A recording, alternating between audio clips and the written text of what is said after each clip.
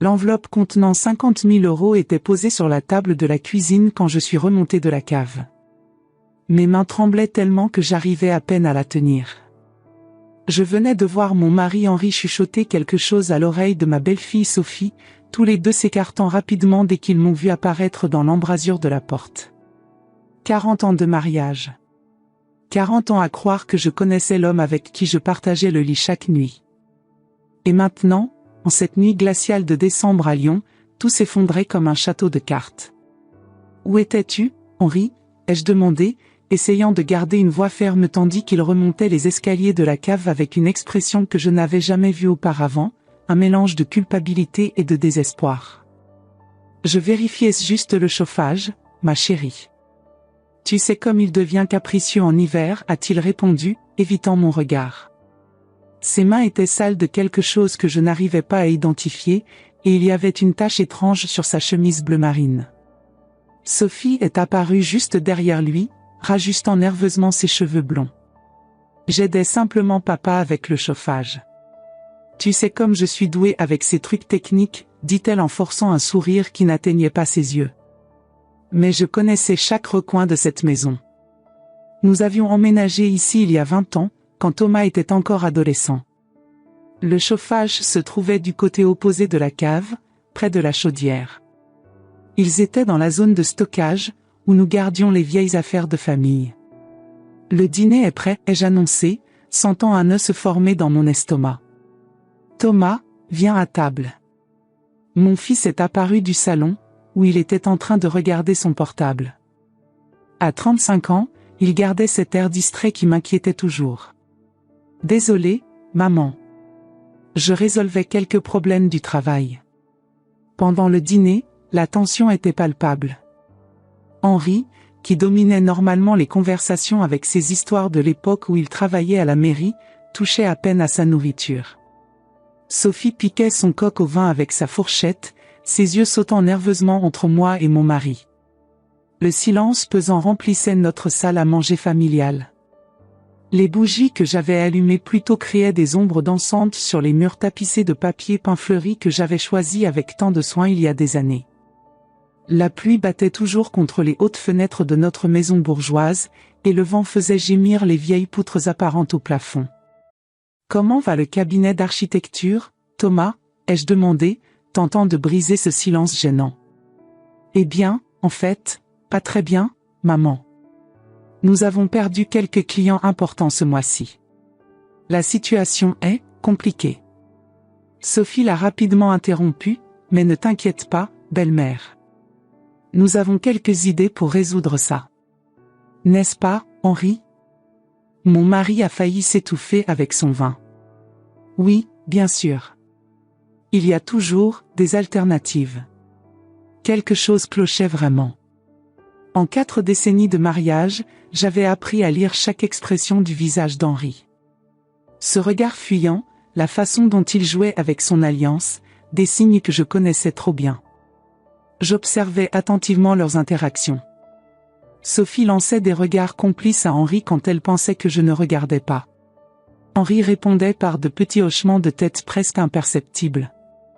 Il communiquait en code, comme s'il partageait des secrets que je n'étais pas censé connaître.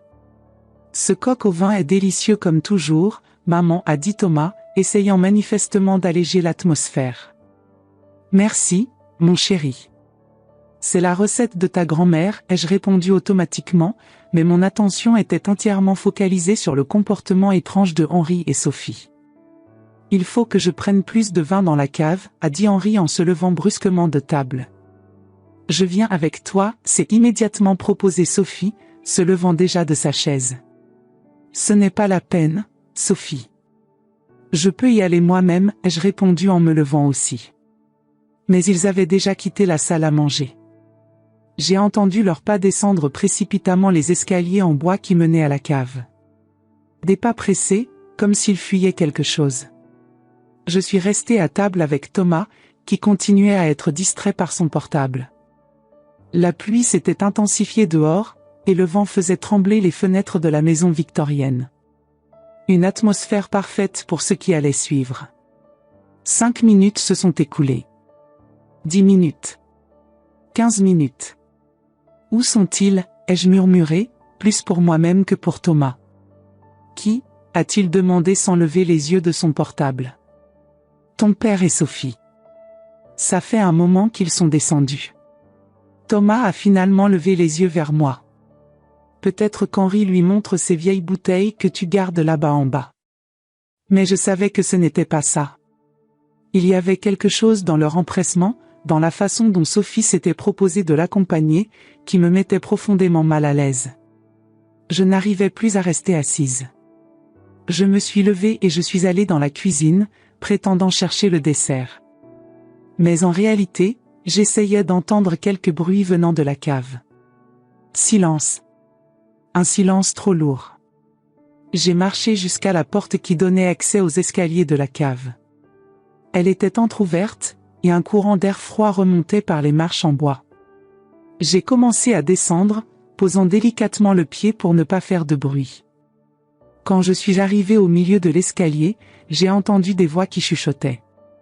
Je n'arrivais pas à distinguer les mots, mais j'ai immédiatement reconnu les voix d'Henri et de Sophie. Ils parlaient sur des tons bas, urgents. J'ai continué à descendre, mon cœur battant de plus en plus fort. La faible lumière de la cave créait d'étranges ombres sur les murs de pierre. Je suis arrivé au bas de l'escalier et me suis caché derrière une colonne, essayant de comprendre ce qui se passait. C'est alors que j'ai vu. Henri et Sophie étaient au fond de la cave, près de l'armoire où nous gardions d'anciens documents.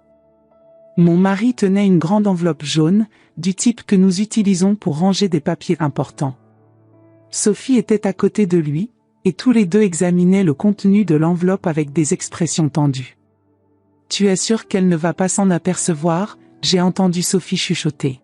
« Pas immédiatement » a répondu Henri, sa voix plus grave que d'habitude. « Mais nous devons agir rapidement. Thomas ne peut rien savoir pour l'instant. » Mon sang s'est glacé. Il parlait de moi. Et de mon fils. J'ai fait un pas en avant, essayant de mieux voir ce qu'il faisait. C'est alors que mon pied a trébuché sur un carton qui traînait par terre. Le bruit a résonné dans la cave silencieuse. Henri et Sophie se sont immédiatement tournés dans ma direction. Pendant un moment, nous sommes restés tous les trois figés, eux me regardant avec des expressions de panique absolue. « Madeleine !» a crié Henri, cachant rapidement l'enveloppe derrière son dos. « Qu'est-ce que tu fais ici ?» Je pourrais te poser la même question, ai-je répondu, ma voix sortant plus ferme que je ne l'espérais. « Qu'est-ce que c'est que cette enveloppe, Henri ?» Sophie a fait un pas en avant. « Belle-mère, ce n'est rien d'important. Juste quelques vieux documents que nous avons trouvés. » « Des vieux documents ?» ai-je répété, sentant la colère monter en moi. « Pourquoi chuchotez-vous à propos de vieux documents ?» Henri s'est approché, gardant toujours l'enveloppe cachée. « Madeleine, remontons. Nous pouvons en parler plus tard. » « Non. Je veux savoir maintenant. Qu'est-ce que c'est que cette enveloppe ?» C'est alors que Sophie a commis l'erreur. Elle a rapidement regardé Henri, et dans ce regard j'ai tout vu, complicité, culpabilité et une familiarité qui n'aurait pas dû exister entre ma belle-fille et mon mari. « Montre-moi l'enveloppe, Henri, ai-je exigé en tendant la main. « Madeleine, s'il te plaît. Montre-moi l'enveloppe. » Ma voix a résonné contre les murs de la cave. Henri a hésité un moment, a regardé Sophie, puis, avec un profond soupir, a tendu l'enveloppe vers moi.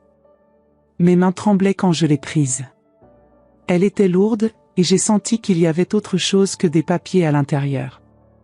Je l'ai ouverte avec précaution. De l'argent. Beaucoup d'argent. Des billets d'euros soigneusement organisés. J'ai calculé rapidement, il devait y avoir au moins 50 000 € là-dedans. D'où vient cet argent, ai-je demandé, ma voix maintenant un murmure. Henri et Sophie se sont regardés à nouveau. C'est Sophie qui a répondu. C'est une réserve d'urgence que nous avons trouvée. D'anciens papiers à toi, belle-mère. Des investissements que tu avais oubliés. Mensonge. Je savais que c'était un mensonge. J'ai toujours contrôlé nos finances. Je n'aurais jamais oublié une somme pareille. Des investissements que j'ai oubliés, ai-je répété, sentant la trahison brûler dans ma gorge. Dans une enveloppe cachée dans ma propre cave? C'est alors que j'ai réalisé. Il ne cachait pas l'argent. Il prenait l'argent. Vous étiez en train de me voler, ai-je murmuré, la réalité me frappant comme un coup de poing.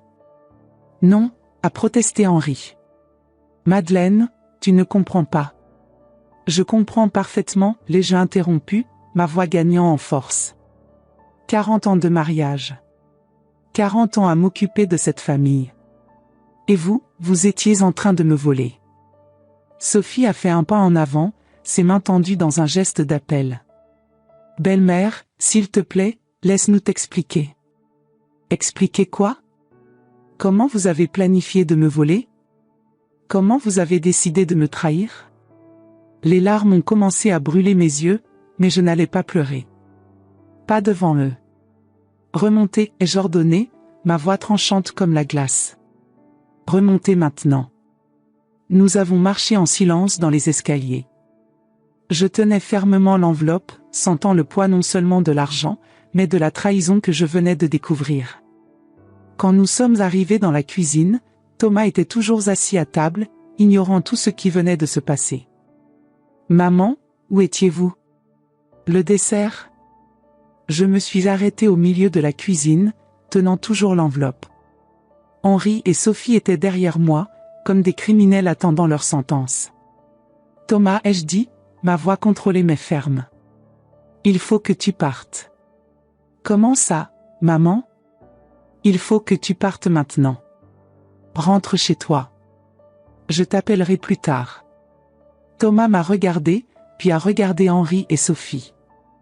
Pour la première fois de la soirée, il a semblé remarquer que quelque chose n'allait pas. « Qu'est-ce qui s'est passé ?» a-t-il demandé en se levant de sa chaise. « Pars, simplement, mon chéri. S'il te plaît. » Thomas a hésité, mais quelque chose dans le ton de ma voix l'a convaincu. Il a pris son manteau et s'est dirigé vers la porte. « Maman, tu es sûre que tout va bien ? » « Tout ira bien, ai-je répondu, sans savoir si je mentais. Après le départ de Thomas, j'ai fermé la porte et me suis tourné vers Henri et Sophie. Ils étaient appuyés contre le mur de la cuisine, comme deux adolescents qui venaient d'être pris en flagrant délit. « Maintenant, ai-je dit en posant l'enveloppe sur la table de la cuisine. Je veux toute la vérité. Vous voulez savoir ce qu'Henri et Sophie m'ont raconté? Ce qui se passait vraiment dans mon dos depuis des mois? Et comment j'ai découvert que la trahison était bien plus profonde que je l'imaginais? Continuez à regarder, parce que ce qui va suivre va vous choquer autant que ça m'a choqué cette nuit-là. La vérité sur mes 40 ans de mariage ne faisait que commencer à être révélée, et ce que j'ai découvert sur ma propre famille m'a laissé sans voix. Le silence dans la cuisine était assourdissant. Henri jouait nerveusement avec son alliance, une habitude que je connaissais depuis des décennies. Sophie mordait sa lèvre inférieure, ses yeux évitant les miens à tout prix. « J'attends, ai-je dit en croisant les bras et en m'appuyant contre le plan de travail de la cuisine. » La pluie continuait à battre contre les fenêtres, créant une bande sonore lugubre pour ce qui allait suivre. L'horloge ancienne dans le couloir sonnait les demi-heures avec un tic-tac régulier qui semblait amplifier la tension. Les bougies sur la table de la salle à manger s'étaient presque entièrement consumées, leurs flammes vacillantes projetant des ombres dansantes à travers l'embrasure de la porte. Henri s'est éclairci la gorge, a passé la main dans ses cheveux grisonnants et a finalement croisé mon regard. « Madeleine, nous ne voulions pas que tu découvres comme ça. » « Découvrir quoi, Henri ?» Ma voix est sortie plus contrôlée que je ne l'espérais. « Que vous voliez de l'argent ? Que vous vous rencontrez secrètement dans ma cave ?» Sophie a fait un pas en avant. « Belle-mère, ce n'est pas du vol.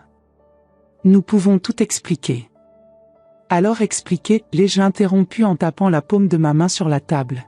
« Je veux savoir d'où vient cet argent et ce que vous faisiez avec. » Henri a poussé un profond soupir. « L'argent vient de la vente de certains de tes objets. D'anciens bijoux que tu gardais dans la chambre, quelques tableaux qui étaient dans le grenier. J'ai senti comme si le sol s'ouvrait sous mes pieds. Vous avez vendu mes affaires ? Seulement des choses que tu n'utilisais plus, s'est empressée de dire Sophie. Des choses qui étaient rangées depuis des années. MS à faire, ai-je explosé, sentant 40 ans de retenue se défaire d'un coup. Vous avez vendu mes affaires sans ma permission. Henri a essayé de s'approcher, mais j'ai reculé. Madeleine, s'il te plaît, laisse-moi t'expliquer.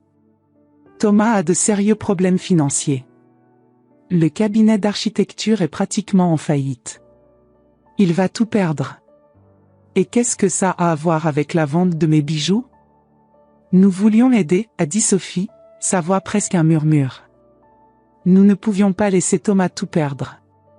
Nous avons pensé que tu ne remarquerais pas la disparition de quelques vieilles choses. J'ai marché jusqu'à la fenêtre, essayant de traiter ce que j'entendais. Dehors, les lumières du quartier de la Croix-Rousse scintillaient à travers la pluie. Lyon semblait la même ville que toujours, mais ma vie avait complètement changé en quelques minutes. Les réverbères de la rue créaient des flaques de lumière dorée sur le pavé mouillé. Je pouvais voir Madame Dubois, ma voisine âgée, fermer ses volets pour la nuit. Combien de fois avais-je fait la même chose, pensant que ma vie était stable et prévisible? Combien de soirées avais-je passé dans cette même cuisine, préparant des repas, rangeant la vaisselle, vivant dans l'illusion que ma famille était unie et honnête? Depuis combien de temps ça dure, ai-je demandé, toujours dos à eux. Silence. Je me suis retourné lentement. Depuis combien de temps? 3 mois, a murmuré Henri en baissant les yeux. 3 mois, ai-je répété, laissant l'information pénétrer. Depuis 3 mois, vous entrez dans ma maison, vous prenez mes affaires, vous vendez tout dans mon dos. Ce n'était pas comme ça, a protesté Sophie. Nous voulions seulement aider la famille. Aider la famille, ai-je ri, mais il n'y avait aucun humour dans ma voix. En volant la matriarche de la famille? Ce n'est pas du vol, a finalement explosé Henri. Nous sommes mariés depuis 40 ans, Madeleine. Légalement, la moitié de tout m'appartient aussi. La froideur dans sa voix m'a frappé comme une gifle. Ah, alors maintenant nous parlons de l'égalité? Je ne voulais pas dire ça, a-t-il rapidement fait machine arrière. Je suis juste, désespéré, Madeleine. Thomas est mon fils. Notre fils. Je ne peux pas le laisser faire faillite. Et Thomas le sait, ai-je demandé, bien que je connaisse déjà la réponse. Non, a rapidement répondu Sophie. Il ne sait rien. Nous voulions lui donner l'argent sans qu'il sache d'où il venait. Je suis retourné à la table et j'ai repris l'enveloppe. 50 000 €. Combien de mes affaires avait-il vendu pour rassembler cette somme? Quels bijoux avez-vous vendu, ai-je demandé, ma voix maintenant dangereusement calme. Henri a hésité. Seulement quelques-uns que tu ne portais plus. Quels bijoux, Henri? Le collier de perles de ta mère, a-t-il admis à contre-cœur. Et quelques boucles d'oreilles anciennes. Et cette broche en or qui était dans la boîte à bijoux depuis des années. Le monde a semblé tourner autour de moi. Le collier de perles de ma mère. La seule chose que j'avais d'elle, qui avait appartenu à ma grand-mère avant ça. Un héritage familial que j'avais l'intention de laisser à Thomas. Vous avez vendu le collier de ma mère, ai-je chuchoté, les larmes s'échappant enfin. Madeleine, s'il te plaît. Henri a essayé de s'approcher à nouveau. Non, ai-je crié en m'écartant de lui. Ne t'approche pas de moi. Sophie pleurait maintenant aussi. Belle-mère, nous pouvons le racheter. Dès que Thomas se remettra financièrement. Le racheter, ai-je ri amèrement. Vous pensez que c'est une question d'argent? Je me suis lourdement assise sur la chaise de la cuisine. 40 ans de mariage. J'avais consacré toute ma vie à cette famille. J'avais élevé Thomas, j'avais pris soin de la maison, j'avais soutenu Henri dans sa carrière à la mairie. Et maintenant je découvrais qu'il ne me voyait que comme une source de ressources. La cuisine que j'avais rénovée avec tant d'amour il y a 10 ans me semblait soudain étrangère. Les carreaux de faïence que j'avais choisis un par un, les rideaux que j'avais cousus moi-même, le petit coin repas près de la fenêtre où nous prenions le petit déjeuner chaque matin, tout semblait appartenir à la vie de quelqu'un d'autre. Y a-t-il autre chose que vous avez vendu? Ai-je demandé, ma voix maintenant morte de fatigue. Henri et Sophie se sont regardés à nouveau. Ce regard complice que j'avais remarqué dans la cave. Dites-le, ai-je insisté. Quelques tableaux du grenier, a admis Sophie. Et ce service de porcelaine qui était rangé dans l'armoire de la salle à manger. Le service de porcelaine de mon mariage. Ma mère avait économisé pendant des mois pour me faire ce cadeau. Autre chose? Quelques livres rares qui étaient dans la bibliothèque, a confessé Henri. Seulement quelques-uns que tu ne lisais jamais. Chaque confession était comme un coup de poignard. Ils avaient fouillé ma maison, évalué mes biens, décidé ce qui était important et ce qui pouvait être vendu. Tout dans mon dos. Ma bibliothèque. J'y passais des heures chaque dimanche après-midi, lisant près de la fenêtre qui donnait sur le jardin. Ces livres rares étaient des éditions que j'avais collectionnées pendant des années, certains hérités de mon père qui était professeur de littérature. Ils représentaient non seulement de la valeur monétaire, mais des souvenirs, des conversations, des moments partagés. Et vous faisiez ça quand j'étais où? Quand tu allais au marché, a dit Sophie doucement. Ou quand tu rendais visite à Madame Dubois. Ma voisine âgée. Je la visitais tous les jeudis, j'apportais des gâteaux et nous restions à bavarder pendant des heures. Je pensais être une bonne voisine, une bonne personne. Pendant ce temps, mon mari et ma belle-fille pillaient ma maison. Vous avez tout planifié, ai-je constaté, non pas comme une question, mais comme une affirmation. Ce n'était pas comme ça, a protesté Henri. Ça a commencé quand Sophie a remarqué que tu avais beaucoup de choses rangées sans usage. Elle a suggéré que peut-être... Je n'ai rien suggéré, l'a brusquement interrompu Sophie. C'est toi qui as dit que Madeleine ne remarquerait jamais si certaines choses disparaissaient. Sophie. Henri l'a réprimandée, mais le mal était fait. Alors c'était ça. Mon propre mari avait suggéré que j'étais si négligente, si étrangère à ma propre vie, que je ne remarquerais pas si mes biens disparaissaient. Vous pensez vraiment que je suis si idiote, ai-je demandé, ma voix gagnant une force que je ne savais pas posséder. Non, Madeleine, ce n'est pas ça. A commencé Henri. 40 ans, l'ai-je interrompu. 40 ans à m'occuper de cette famille. Et vous me voyez comme une vieille folle qui ne remarquera pas si ses affaires disparaissent. Je me suis levé de la chaise et j'ai marché jusqu'à la fenêtre à nouveau. Dehors, la pluie avait diminué, mais le vent continuait à souffler fort. Je pouvais voir mon reflet dans la vitre, une femme de 62 ans, cheveux grisonnants attachés en chignon, portant la robe bleue qu'Henri avait toujours dit aimer. Combien d'autres mensonges m'avait-il raconté au fil des années? Depuis combien de temps vous rencontrez-vous secrètement, ai-je demandé, regardant toujours par la fenêtre. Comment ça, a demandé Henri, mais sa voix était tendue. Vous deux. Depuis combien de temps vous rencontrez-vous dans mon dos? Madeleine, ce n'est pas ce que tu penses. A commencé Sophie. Je me suis retournée pour les affronter. Ce n'est pas ça? Alors dites-moi ce que c'est. Nous ne faisons que parler de comment aider Thomas, a expliqué Henri. Sophie m'a contacté parce qu'elle s'inquiétait pour le mariage. La situation financière affecte leur relation. Et ces conversations avaient lieu où? Au café de la rue Mercière, a admis Sophie. Seulement quelques fois. Quelques fois? Chaque semaine, a corrigé Henri à contre-cœur. Chaque jeudi. Chaque jeudi. Quand je rendais visite à Madame Dubois, pensant être une bonne voisine, mon mari rencontrait ma belle-fille pour planifier comment me voler. Le café de la rue Mercière. J'y étais allé plusieurs fois avec des amis. Un petit établissement cosy avec des banquettes en cuir rouge et des tables en bois sombre. L'endroit où les gens venaient pour des rendez-vous discrets, pour des conversations intimes. Pas pour discuter d'affaires familiales. Et que faisiez-vous d'autre lors de ces rencontres, ai-je demandé, bien que je ne sois pas sûr de vouloir connaître la réponse. Nous ne faisions que parler, a dit Sophie rapidement.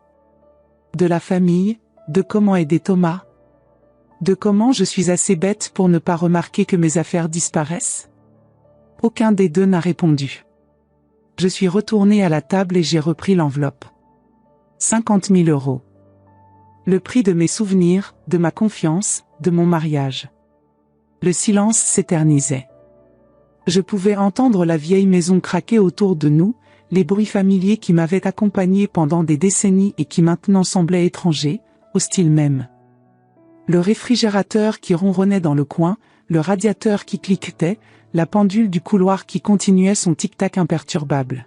« Vous allez tout rendre », ai-je dit finalement. « Madeleine, nous ne pouvons pas », a commencé Henri. « Vous allez tout rendre », ai-je répété, ma voix tranchante. Chaque euro. Chaque bijou. Chaque objet que vous avez vendu. Mais Thomas, a protesté Sophie. Thomas n'est plus mon problème maintenant, ai-je répondu. Il est adulte. S'il a des problèmes financiers, qu'il les résolve en adulte. Tu ne peux pas être sérieuse, a dit Henri, montrant enfin de la colère. C'est ton fils. Et tu es mon mari, ai-je explosé. Où tu l'étais. Je ne sais plus ce que tu es. Le silence qui a suivi était lourd. Dehors, la pluie avait complètement cessé, et je pouvais entendre les sons normaux de la nuit à Lyon, des voitures qui passaient, des voix lointaines, la vie qui continuait son cours normal pendant que la mienne s'effondrait. Vous avez 48 heures, ai-je annoncé, me surprenant moi-même par ma fermeté. Je veux une liste de tout ce qui a été vendu, où ça a été vendu, et je veux que vous commenciez à racheter. Madeleine, sois raisonnable. A essayé Henri. Raisonnable, ai-je ri amèrement. J'ai été trop raisonnable. 40 ans à être raisonnable. 40 ans à vous faire confiance. Sophie s'est approchée avec hésitation. Belle-mère, je sais que nous avons commis une erreur terrible. Mais nous l'avons fait en pensant à la famille. Non, l'ai-je interrompu. Vous l'avez fait en pensant à vous-même. À comment résoudre vos problèmes en utilisant mes affaires. J'ai marché jusqu'à la porte de la cuisine et je l'ai ouverte. Maintenant, je veux que vous quittiez ma maison. Madeleine, c'est ma maison aussi, a protesté Henri. Pas ce soir, ai-je répondu. Ce soir, je veux que vous partiez. Sophie a pris son sac et s'est dirigée vers la porte. Belle-mère, j'espère que nous pourrons parler de tout ça demain, quand nous serons tous plus calmes. Il n'y aura pas de conversation, ai-je dit en gardant la porte ouverte. Seulement des remboursements. Henri a hésité à la porte. Madeleine, je sais que je t'ai blessée. Mais nous sommes une famille. Nous pouvons arranger ça. J'ai regardé cet homme avec qui j'avais partagé 40 ans de ma vie. La famille ne vole pas la famille, Henri. La famille ne ment pas à la famille. Je t'aime, a-t-il dit, sa voix presque un murmure. Non, ai-je répondu, ressentant une clarté surréaliste. Tu aimes ce que je peux te donner. Mes affaires, ma maison, ma cuisine, mon dévouement. Mais tu ne m'aimes pas. Henri a ouvert la bouche pour parler, mais l'a refermée. Après un moment, lui et Sophie sont sortis dans la nuit froide de Lyon. J'ai fermé la porte et me suis appuyé contre elle. La maison était maintenant dans un silence total. Pour la première fois en 40 ans, j'étais vraiment seule. J'ai marché jusqu'à la table et j'ai repris l'enveloppe. 50 000 euros. Le prix de ma naïveté. Mais aussi, peut-être, le prix de ma liberté. Le lendemain matin, je me suis réveillée avec une clarté mentale que je n'avais pas ressentie depuis des années. Le soleil entrait timidement par les rideaux de la chambre, et pendant un moment j'ai oublié ce qui s'était passé la veille. Puis la réalité m'a frappé comme une vague froide. Henri n'était pas rentré à la maison. Je me suis levée et je suis allée dans la cuisine. L'enveloppe était toujours sur la table, comme un rappel tangible que tout s'était réellement passé. J'ai préparé du café et me suis assise à table, regardant le jardin par la fenêtre. Les arbres étaient encore mouillés de la pluie de la nuit précédente, et le ciel gris de Lyon reflétait parfaitement mon état d'esprit. Le jardin que j'avais soigneusement cultivé pendant des années semblait différent ce matin. Les rosiers que j'avais plantés pour notre 10e anniversaire de mariage, les lavandes que j'entretenais chaque printemps, le petit potager où je faisais pousser des herbes aromatiques, tout cela m'appartenait encore, mais l'homme pour qui je l'avais créé était devenu un étranger. À 9 heures du matin, le téléphone a sonné. C'était Thomas. Maman, qu'est-ce qui s'est passé hier soir? Papa m'a appelé ce matin en disant que vous aviez eu une dispute sérieuse. J'ai serré le téléphone fermement. Où ton père a-t-il passé la nuit? Dans l'appartement que Sophie et moi louions avant de nous marier. Il a dit que vous aviez besoin de temps pour vous calmer. Bien sûr. Henri avait couru chez Sophie. Même maintenant, après avoir été découvert, il continuait à s'allier avec elle contre moi. Maman, peux-tu me dire ce qui s'est passé? J'ai fermé les yeux. Thomas ne savait rien. Il ne savait pas qu'Henri et Sophie avaient vendu mes affaires pour le sauver de la faillite. Il ne savait pas que j'avais tout découvert. Ton père et moi avons eu une discussion sur l'avenir de la famille, ai-je dit, choisissant soigneusement mes mots. À propos de ma situation financière? Entre autres choses. Maman, je sais que vous vous inquiétez pour moi. Mais je vais réussir à m'en sortir. J'y arrive toujours. L'innocence dans sa voix m'a brisé le cœur. Mon fils, à 35 ans, croyait encore que ses parents feraient n'importe quoi pour le protéger. Et nous l'avions fait, Henri et Sophie avaient littéralement volé pour l'aider.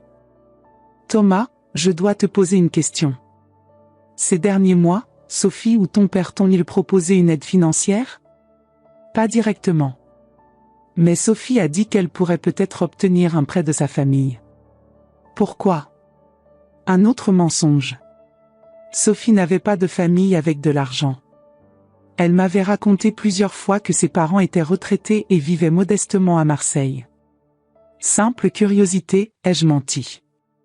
Écoute, mon chéri, j'ai besoin de régler quelque chose avec ton père.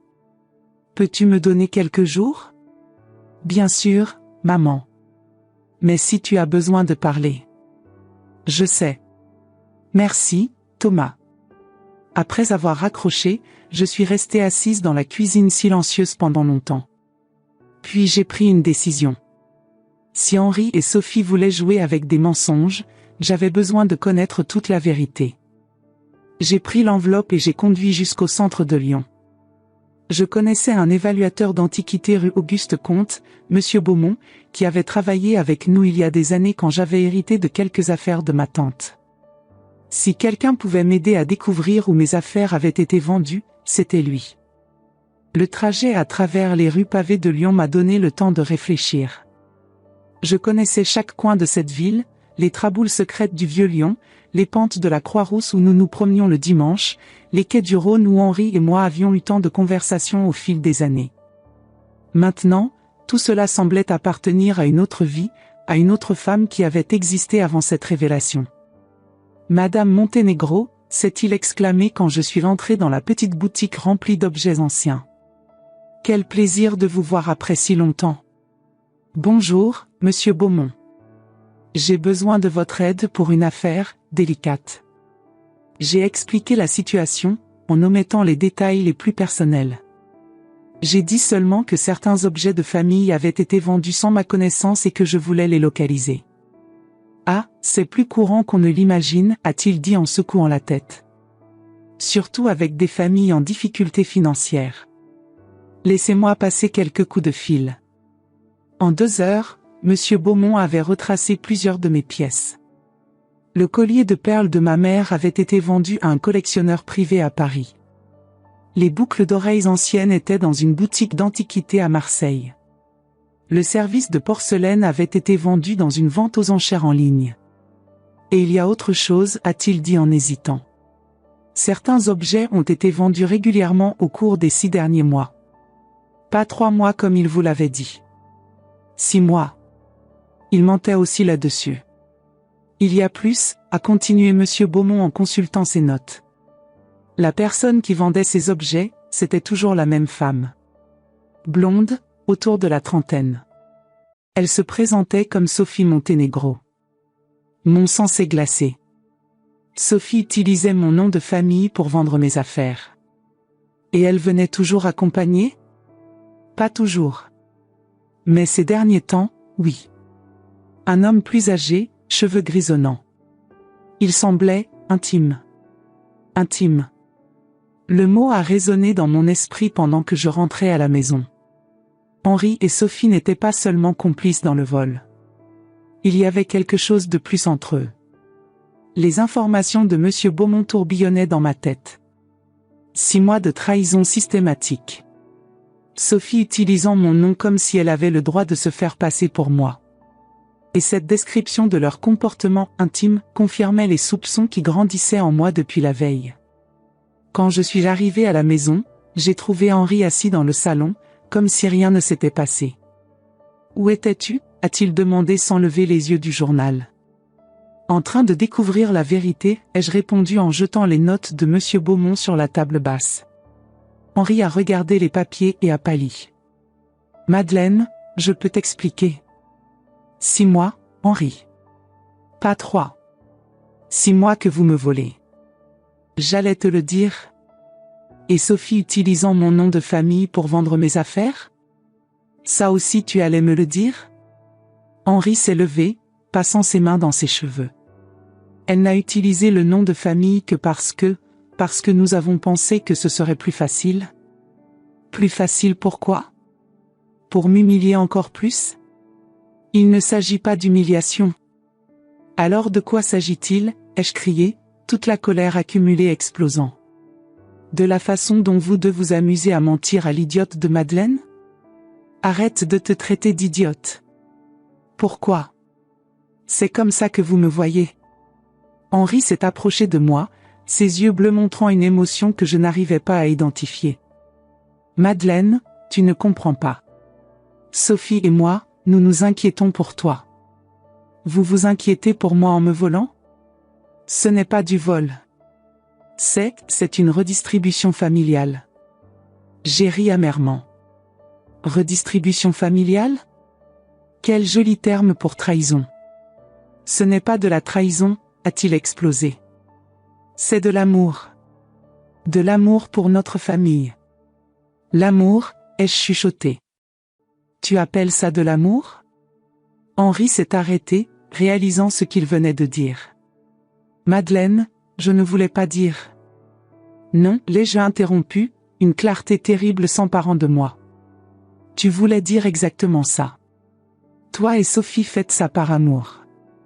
L'amour l'un pour l'autre. Le silence qui a suivi était assourdissant. Henri est resté figé au milieu du salon, son expression passant par plusieurs émotions, déni, culpabilité, peur, et finalement, résignation. Depuis combien de temps, ai-je demandé, ma voix étonnamment calme. Madeleine? Depuis combien de temps? 1 an, a-t-il finalement admis en baissant les yeux. 1 an. Pendant que je m'occupais de la maison, préparais des dîners de famille, rendais visite à ma voisine âgée, mon mari avait une liaison avec ma belle-fille. Le salon où nous nous trouvions était rempli de souvenirs de nos 40 ans ensemble. Les photos de notre mariage sur la cheminée, le canapé que nous avions choisi ensemble lors de notre emménagement, la bibliothèque remplie de livres que nous avions lus et discutés au fil des années. Tout cela semblait maintenant appartenir à un musée d'une vie qui n'avait jamais vraiment existé. Thomas le sait? Non. Et il ne doit jamais le savoir. Pourquoi pas? Parce que tu as trop à perdre? Henri s'est approché de moi, ses mains tendues. Madeleine, je sais que c'est difficile à comprendre, mais ce que je ressens pour Sophie, c'est différent. Elle me fait me sentir jeune à nouveau. Et moi je te fais sentir quoi? Vieille? Fatiguée? Un fardeau? Non. Tu es ma femme. Ma compagne. Mais Sophie? Sophie est quoi, Henri? Ta maîtresse? Ta nouvelle vie? Elle me comprend, a-t-il dit, sa voix presque un murmure. Quand je parle avec elle, j'ai l'impression d'avoir encore un avenir devant moi. Chaque mot était comme un coup de poignard. 40 ans de mariage, et mon mari sentait que son avenir était avec ma belle-fille de 29 ans. Et qu'est-ce que vous comptiez faire, ai-je demandé. Continuer à me voler jusqu'à ce que je meure? Ou vous aviez un plan plus direct? Nous n'avons jamais pensé à ça, a protesté Henri. Jamais. Non. Alors quel était le plan à long terme? Vous auriez continué à faire semblant pendant combien de temps? Henri n'a pas répondu, mais son expression disait tout. Ils y avaient pensé. Peut-être pas ma mort, mais ma suppression de l'équation. Vous vouliez que j'aille dans une maison de retraite, ai-je constaté. C'était ça, n'est-ce pas? Madeleine, non. Si, ai-je insisté, les pièces du puzzle s'assemblant. Vous vendiez mes affaires pour créer un fonds. Pas pour Thomas, mais pour vous deux. Et quand vous auriez eu assez, vous m'auriez convaincu que je devenais sénile, que j'avais besoin de soins spéciaux. L'expression d'Henri a confirmé mes soupçons. Ce n'était pas exactement comme ça. C'était exactement comme ça, ai-je crié. Vous me prépariez à être écarté. J'ai couru dans la chambre et j'ai commencé à jeter des vêtements dans une valise. Henri m'a suivi, essayant de me calmer. Madeleine, s'il te plaît, parlons de tout ça. 40 ans, ai-je répété en jetant des robes dans la valise. 40 ans de ma vie consacrée à toi. Et toi, tu prévoyais de me jeter comme un vieux déchet. Ce n'est pas comme ça. Comment c'est alors, me suis-je retourné pour l'affronter. Comment appelles-tu un homme de 65 ans qui trompe sa femme avec sa belle-fille et lui vole pour financer sa liaison? Henri est resté silencieux, appuyé contre la porte de la chambre. La chambre que nous avions partagée pendant tant d'années semblait soudain claustrophobe. Le lit où nous avions dormi côte à côte, la commode où j'arrangeais ses chemises chaque dimanche, la fenêtre d'où nous regardions le jardin ensemble, tout cela était contaminé par la vérité que je venais d'apprendre.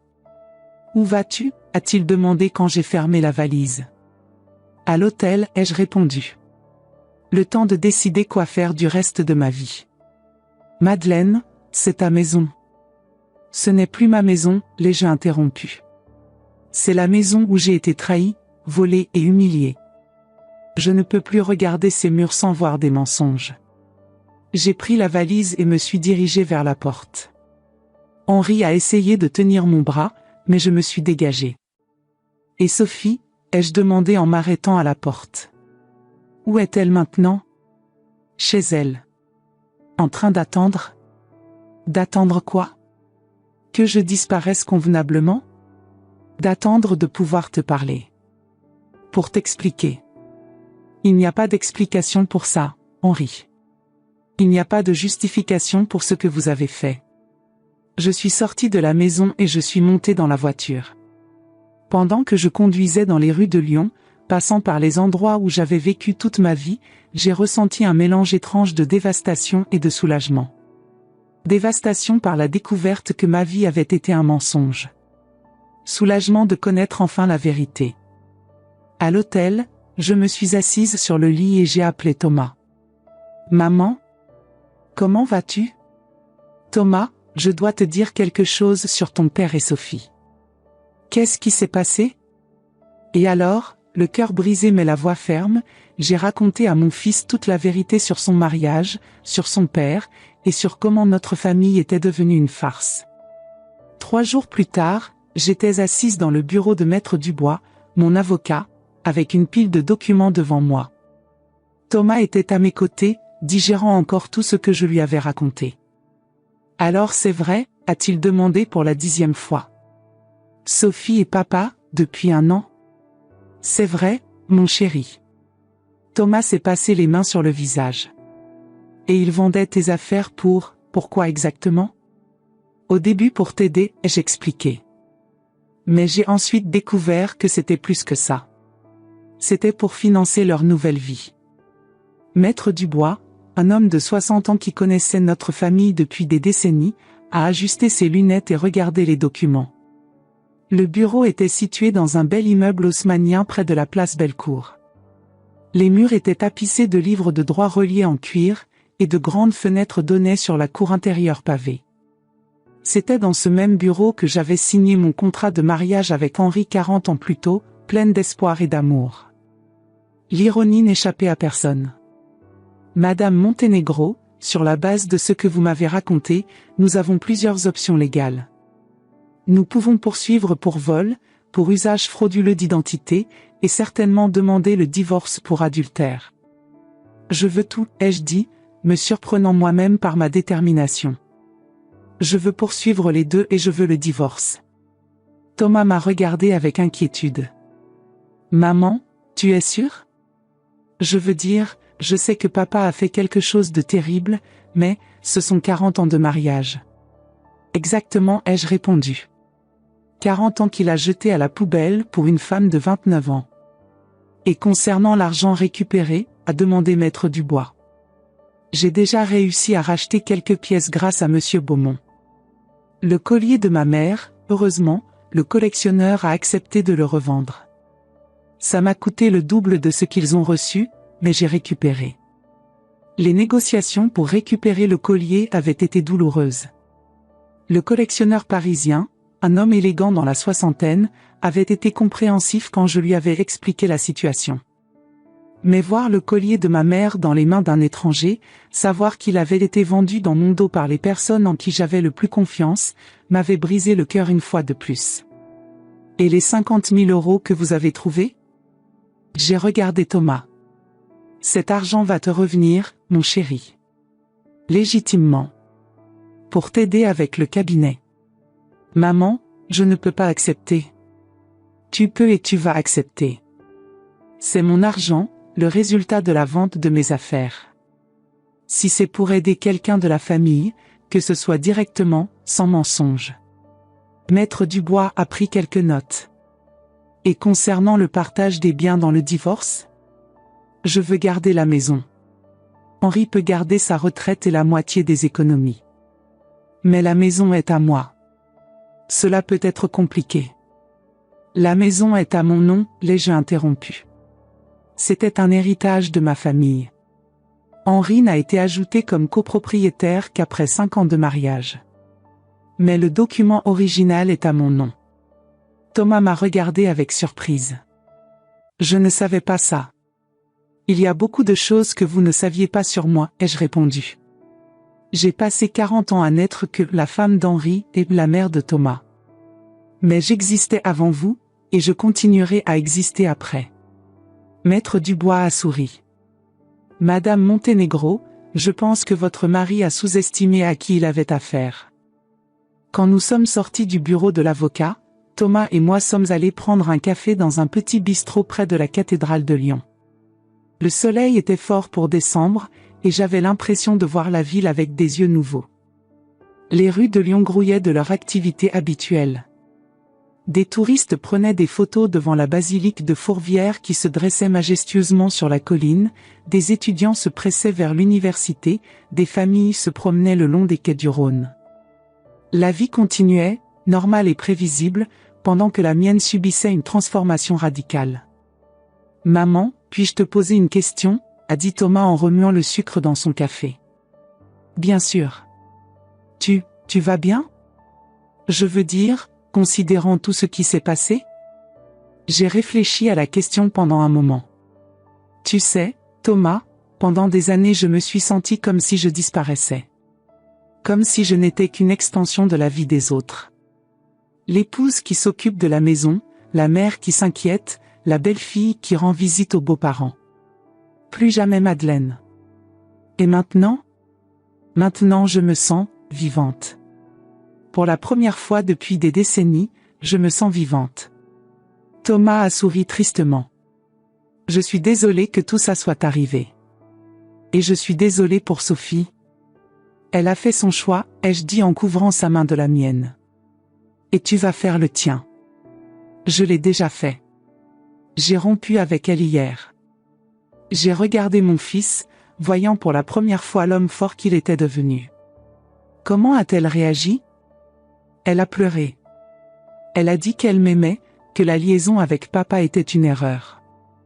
Mais, comment puis-je lui faire confiance à nouveau? Tu ne peux pas, ai-je répondu honnêtement. Et tu ne dois pas.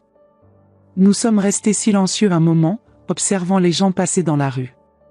Lyon continuait sa vie normale, indifférente au drame qui avait détruit et reconstitué notre famille. Le café où nous étions assis était l'un de mes préférés depuis des années. J'y venais souvent avec mes amis, ou parfois seul pour lire et réfléchir. Les serveurs me connaissaient, me saluaient toujours chaleureusement. C'était un de ces endroits qui m'appartenaient vraiment, indépendamment de mon rôle d'épouse ou de mère. « Qu'est-ce que tu vas faire maintenant ?» a demandé Thomas. « Je vais vivre » ai-je répondu. « Je vais voyager. J'ai toujours voulu connaître l'Italie, voir les peintures de Florence. Je vais apprendre l'italien. Peut-être même prendre des cours de danse. » Thomas a ri. « Des cours de danse ? Pourquoi pas ? J'ai 62 ans, pas 90. Et pour la première fois en 40 ans, je n'ai à demander la permission à personne. Mon téléphone a sonné. C'était Henri. J'ai rejeté l'appel. « Il appelle beaucoup ?» a demandé Thomas. « Constamment. Mais je n'ai rien à lui dire. Maître Dubois s'occupe de tout. Et s'il veut s'excuser ? 40 ans de mariage, Thomas. 1 an de trahison. 6 mois de vol. Il n'y a pas d'excuse pour ça. » Mon téléphone a sonné à nouveau. Cette fois c'était Sophie. J'ai aussi rejeté l'appel. « Ils vivent ensemble maintenant ?» ai-je demandé. « Oui. Dans l'appartement que Sophie et moi gardions. » Ironiquement, c'est probablement là qu'ils se retrouvaient avant. « Et comment tu gères ça ?»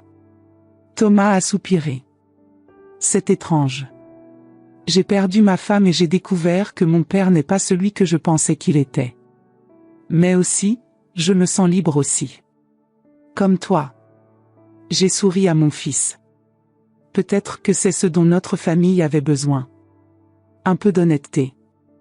2 semaines plus tard, j'étais dans ma maison, maintenant officiellement seulement ma maison, quand la sonnette a retenti. C'était Henri.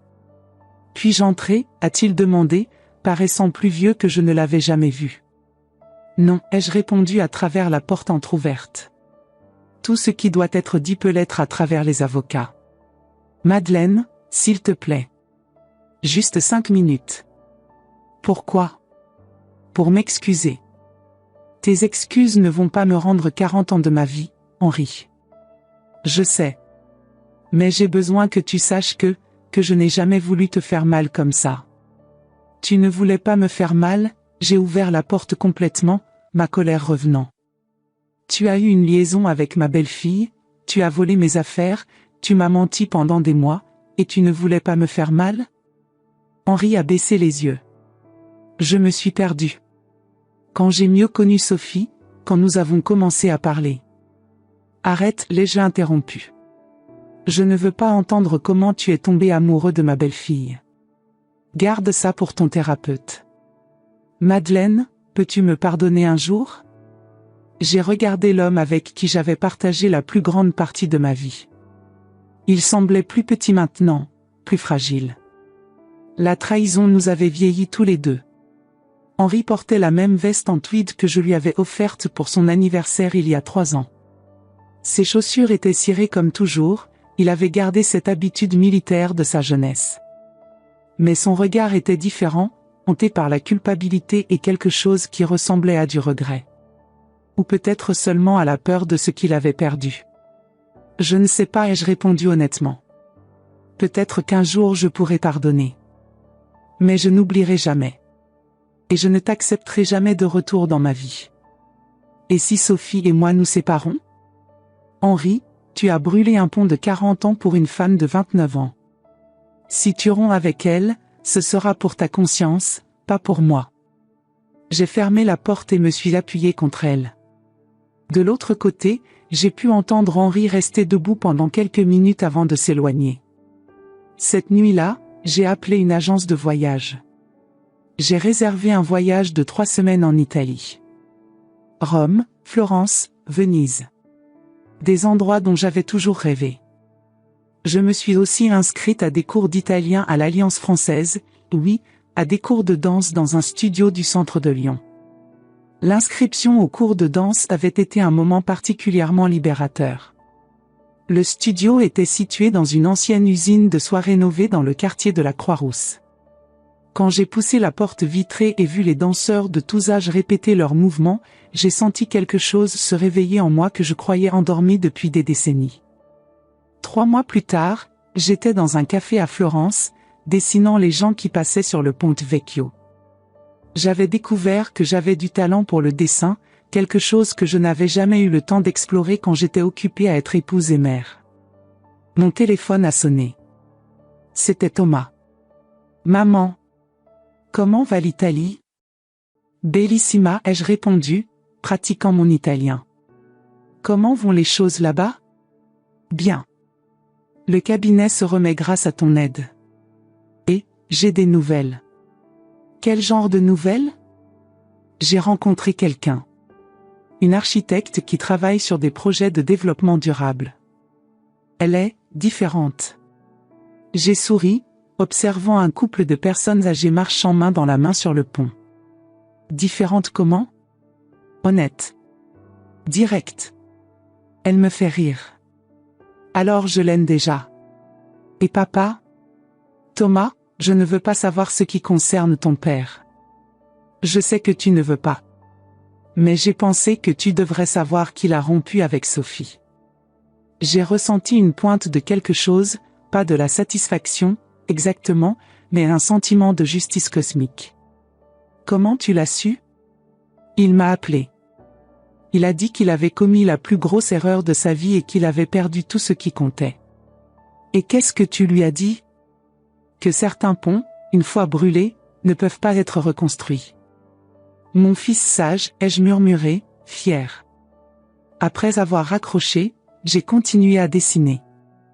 Une femme italienne à peu près de mon âge était assise seule dans un autre café, lisant un livre et buvant du vin. Elle semblait contente, complète dans sa propre compagnie. J'ai commencé à la dessiner, et j'ai réalisé que je me dessinais moi-même. Pas comme j'étais, mais comme j'étais devenue. Florence était magique en cette fin d'après-midi. La lumière dorée de la Toscane baignait les façades Renaissance, et l'Arno coulait paresseusement sous les ponts historiques. J'étais assise à la terrasse d'un petit café près des offices, mon carnet de croquis ouvert devant moi, un verre de Chianti à portée de main. À 62 ans, pour la première fois de ma vie, j'étais vraiment libre. Libre des mensonges, des trahisons, des attentes. Libre de découvrir qui était Madeleine Montenegro quand elle n'était pas définie par d'autres personnes. Et cela, j'ai découvert, était la meilleure chose qui pouvait m'arriver. 40 ans de mariage s'étaient terminés par la trahison et le vol. Mais peut-être, juste peut-être, il m'avait mené exactement là où j'avais besoin d'être, de retour à moi-même. Le lendemain, j'ai envoyé une carte postale à Thomas. Au recto, une photo de la vue de Florence depuis le Duomo. Au verso, j'ai écrit seulement. Il n'est jamais trop tard pour recommencer. Avec amour, maman. Et pour la première fois en 40 ans, j'ai signé simplement, Madeleine. Plus Montenegro. Plus la femme d'Henri ou la mère de Thomas. Juste Madeleine. Et c'était plus que suffisant. Le soir était tombé sur Florence, et les lumières de la ville commençaient à scintiller. Je suis resté encore un moment sur la terrasse, savourant mon nouveau found freedom et planifiant déjà ma prochaine aventure. Peut-être l'Espagne. Ou pourquoi pas l'Argentine, j'avais toujours voulu apprendre le tango. Pour la première fois de ma vie d'adulte, l'avenir m'appartenait entièrement. Et cette perspective, loin de m'effrayer, me remplissait d'une excitation que je n'avais pas ressentie depuis ma jeunesse. Madeleine était de retour. Et elle n'avait pas l'intention de disparaître à nouveau. Parfois la vie nous force à choisir entre la sécurité d'un mensonge familier et le courage d'une vérité douloureuse. J'ai choisi la vérité. J'ai choisi de me retrouver à 62 ans, même si cela signifiait repartir de zéro.